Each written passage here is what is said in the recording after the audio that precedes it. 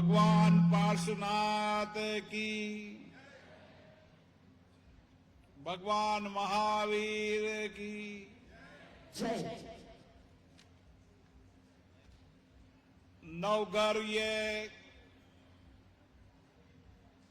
तीर्थ स्थल जहां की धरती आध्यात्मिक ऊर्जा, धर्म, संस्कृति और भगवान पार्श्वनाथ जी की संदेश से इस सारे विश्व में कल्याण हो, ऐसा धर्म स्थल ये बना है। और मैं खुद भी आकर यहां पर अपने आप को धन्य समझता हूं जो यहां मुझे नवघर तीर्थ पर आने का सौभाग्य मिला। हम सब को आशीर्वाद देने और जिन्होंने तप तपस्या से पूरे देश में कल्याण का मार्ग बताया, श्री श्री गणपति जी आचार्य पुनित सागर जी महाराज को मैं नमस्तु करता हूं। संत आचार्य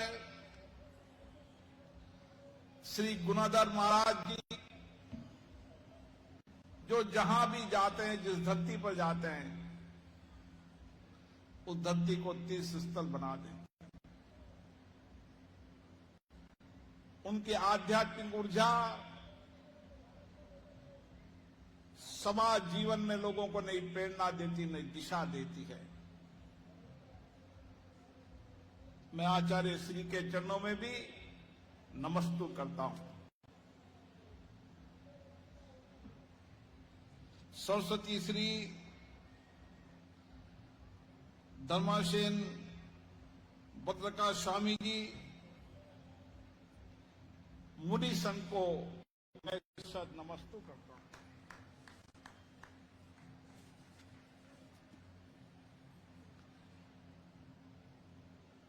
डी सुरेश हेगड़े जी जो आध्यात्मिक धर्म के साथ समाज जीवन में सामाजिक कार्य से लोगों के जीवन में परिवर्तन कर रहे हैं। मनोज जैन जी हमारे साथ आए, भारतीय जनता पार्टी के जिला अध्यक्ष जो हमेशा जिनको साधु संत मुनियों का आशीर्वाद मिलता है, श्री राकेश जैन जी, महेंद्र सिंह जी, विमल ताटकू जी और सभी आयोजक गणों को मैं साधुवाद देता हूं, बधाई देता हूं। मुझे आज इस पावन पर्व धरती पर महामस्तकाभिषेक करने का सौभाग्य प्राप्त हुआ। ये सौभाग्य आचार्य श्री गुणधर महाराज जी का निर्देश था कि मुझे आना ही है। उनका सानिध्य मुझे बरसों से मिल रहा है, उनका आशीर्वाद मुझे बरसों से मिल रहा है। और इसीलिए जब भी आचार्य जी का आदेश होता है, मेरी कोशिश होती है मैं आचार्य जी के दर्शन करूं, उनके प्रवचन को सुनूं, उनके आध्यात्मिक ज्ञान को सुनूं। इस देश में जैन संत आचार्य मुनि जिन्होंने पूरे देश में घूम घूम कर भगवान पार्श्वनाथ भगवान महावीर के विचारों को जन जन तक पहुंचाने का काम किया और भगवान पार्श्वनाथ जी के विचार इतने वर्षों बाद भी आज हमें लगता है इन्हीं विचारों से उनके दिए गए नैतिक ज्ञान, नैतिक विचार, आध्यात्मिक विचार वो आज भी मनुष्य जीवन जीने के दर्शन दे रहे हैं। और इसीलिए उन विचारों के अंदर नैतिकता है, तप है, तपस्या है, समर्पण है। और इसीलिए मानव कल्याण के लिए उनके विचार जन जन तक पहुंचे। देश में लाखों करोड़ों संतों, आचार्य, मुनियों ने भगवान पार्श्वनाथ जी के विचारों को पहुंचाने के लिए अपने जीवन को समाज के लिए समर्पित कर रखा है। और इसीलिए उस समय के कालखंड में उन्होंने जो विचार दिए थे, जो मार्गदर्शन किया था, वो विचार आज वैश्विक शांति के विचार हो चुके हैं। दुनिया में शांति, सद्भाव, अहिंसा, ये दुनिया वैश्विक आवश्यकता है। और इसीलिए उनके विचार आज भी वैश्विक शांति, अहिंसा, सत्य, अपरिग्रह और समर्पण, सेवा, त्याग के लिए आज भी समाज को प्रेरित करते हैं। मैंने भी पार्श्वनाथ जी के विचारों को सुना है। जब जब भी उनके विचारों को सुनता हूं, मुझे भी नई प्रेरणा मिलती है, क्योंकि उनके विचारों में वह सात्विकता थी जिन्होंने अपनी तप और तपस्या से उस समय के अंदर किस तरीके के विचारों को उन्होंने समाज जीवन को दिया।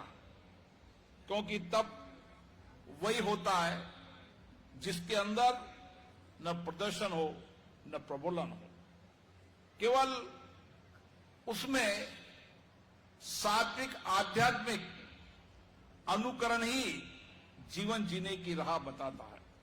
और इसीलिए जीवन स्वयं एक तपस्या है और मनुष्य जीवन से बड़ा जीवन व्यक्ति को हो नहीं सकता।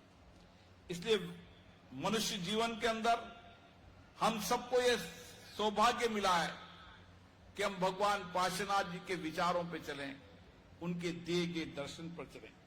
और इसीलिए उन्होंने कहा था उस समय कि सुविधाओं के बीच सीमाकरण में रहना और अभाव के बीच तृप्ति को पा लेना ही तप है। आप देखिए, आज अगर विचार ये मन में आ जाए कि हम सुविधाएं और अभाव दोनों के बीच के अंदर अपने आप को, स्वयं को समर्पित कर दें, तो अपना जीवन हो जाए। और उस समय उन्होंने कहा था कि प्रतिकूलता में समत स लेना, प्रतिकूलता जब हो जीवन के अंदर, जब मैं समतत्व कि ये चलता रहेगा, प्रतिकूलता जीवन का हिस्सा है, तो आप कभी विचलित नहीं होगी। और वैचारिक संघर्ष हो तो उस समय समाधान संतों गुरुओं के पास है। जब मन में द्वंद्व हो, पीड़ा हो, अभाव हो, उस समय आप संतों के पास जाओगे तो आपको शांति मिलेगी। ये विचार उनका था। और इसलिए इंद्रियों को विवेकपूर्ण बना लेना, मन की दिशा दृष्टि को बदल लेना, ये आज की आवश्यकता है।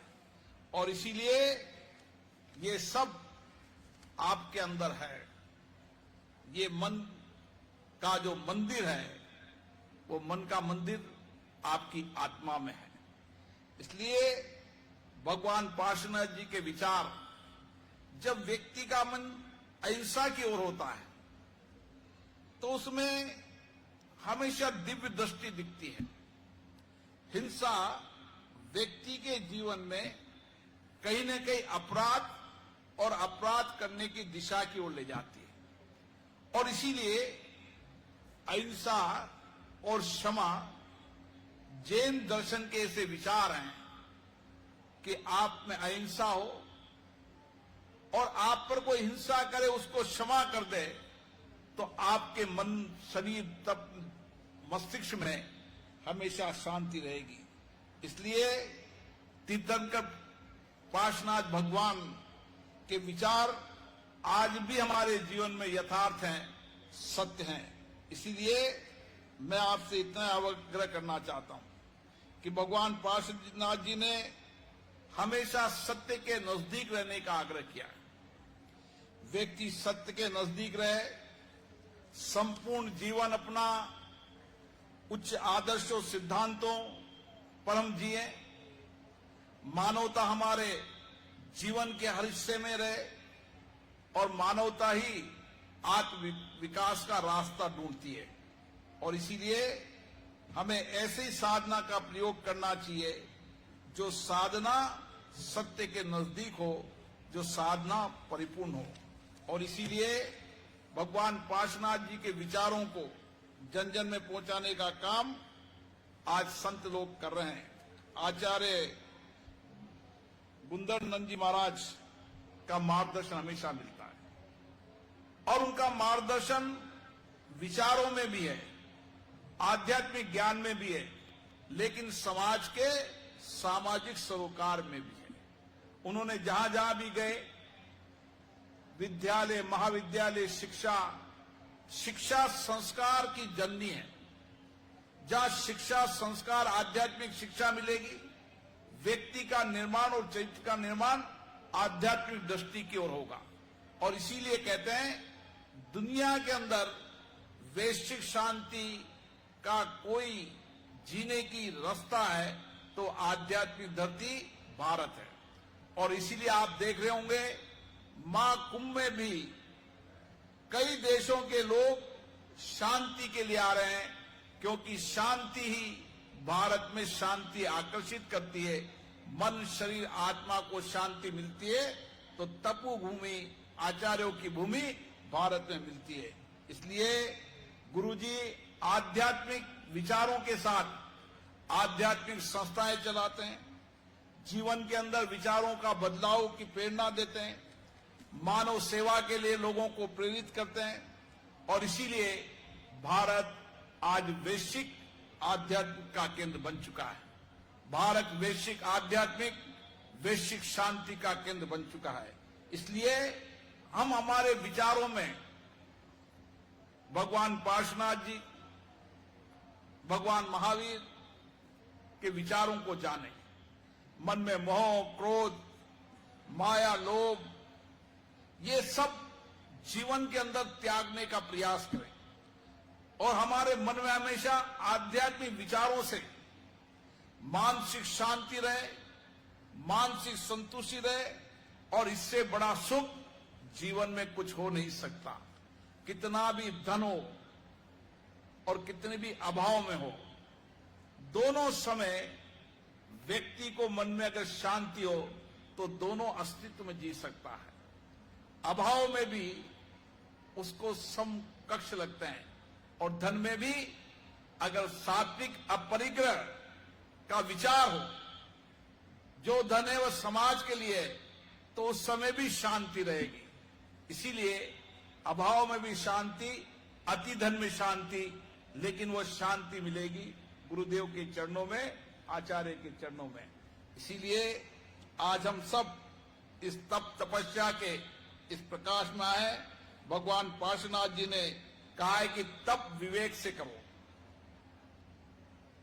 और जो तप विवेक से होती है उसकी तपस्या अद्भुत रहती है और उस तपस्या के पीछे एक प्रकाश की उजाला होता है। संतों का उजाला, तप तपस्या का उजाला हमको जीवन जीने की राह बताएगा।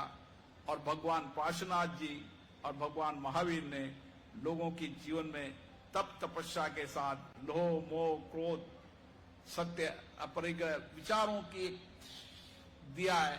ये विचार जीवन के अंदर शांति लाएंगे, बदलाव लाएंगे। मुझे बहुत अच्छा लगा कि आज महाराज जी ने कहा कि ये अद्भुत जो उन्होंने बनाया है वह देश का सबसे बड़ा होगा। और मुझे लगता है कि महाराज जी आपकी कृपा से मैंने अभी इसका बाहर से अवलोकन किया है, लेकिन मुझे आशा है आपने जो दिव्य स्वरूप यहां बनाया है वो दिव्य स्वरूप हमेशा लोगों को शांति, सद्भाव, आत्मिक शांति, सत्य के मार्ग पर प्रेरणा देता रहेगा। ये सुमेरु पर्वत अपने आप में अद्भुत है।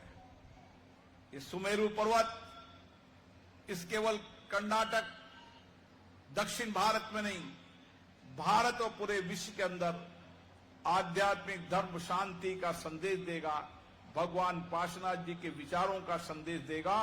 और वैश्विक शांति के लिए ये सुमेरु पर्वत हमेशा लोगों की प्रेरणा का, विचार का और लोगों के जीवन के बदलने का ये पर्वत, ये श्रृंखला होगी। और इसीलिए इस सभ्यता संस्कृति के उच्चतम मूल्यों को स्थापित करते हुए मुझे आशा है ये समाज कल्याण में और समाज की दिशा देने में जब भी व्यक्ति यहाँ आएगा उसको शांति मिलेगी, उसके जीवन के अंदर नए विचार मिलेंगे। महाराज जी, मैं आपको पुनः प्रणाम करता हूं कि आप आज मुझे दर्शन करने का सौभाग्य मिला। सभी इतने सारे आचार्य और संतों का दर्शन करने का सौभाग्य मिला। आचार्य संतों की तप तपस्या का दर्शन से ही बड़ा लाभ मिलता है। और आप भी सौभाग्यशाली हैं।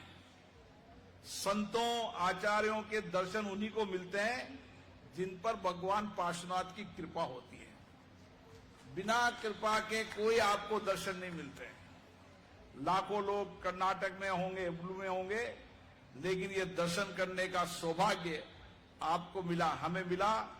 आपके दर्शन इसी तरीके से होते रहें और आप जीवन भर इसी तरीके से समाज जीवन में आध्यात्मिक धर्म की ऊर्जा लेकर लोगों के मन के विचारों को शांत करते हुए दिव्य ज्योति जलाते रहें। पुनः आपको नमस्तु नमस्तु नमस्तु। बहुत सुंदर। तम देशದಲ್ಲಿ ತಮ್ಮ